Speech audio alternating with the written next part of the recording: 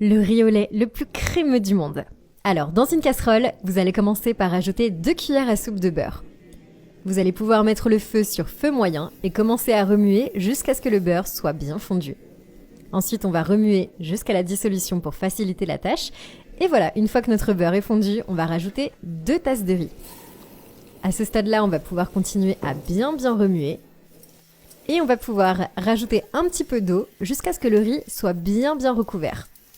Alors moi je préfère utiliser de l'eau bouillante pour accélérer le processus, mais on peut le faire également avec de l'eau froide, ça n'a absolument pas d'importance, le résultat sera le même.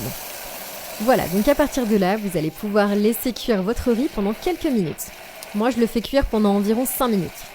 Alors ici je peux goûter et ajuster pour voir si mon riz est bien cuit. Ensuite je vais pouvoir rajouter 400 g de lait concentré. Alors à cette étape, pour éviter les brûlures et ne pas vous blesser, vous éteignez le feu pendant qu'on ajoute les ingrédients. Voilà, donc on rajoute toute la quantité de lait concentré. Et là, on va pouvoir prendre notre spatule et commencer à bien remuer, à bien mélanger nos ingrédients. Une fois qu'on a commencé à avoir bien mélangé, on va pouvoir rajouter 2 petites briques de crème.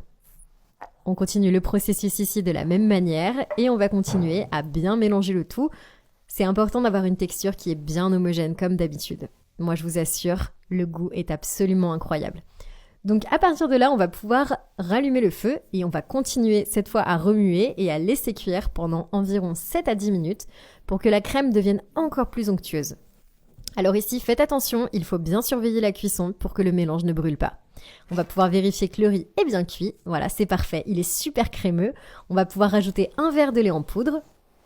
Et là, on va pouvoir bien remuer jusqu'à ce que le mélange soit bien homogène.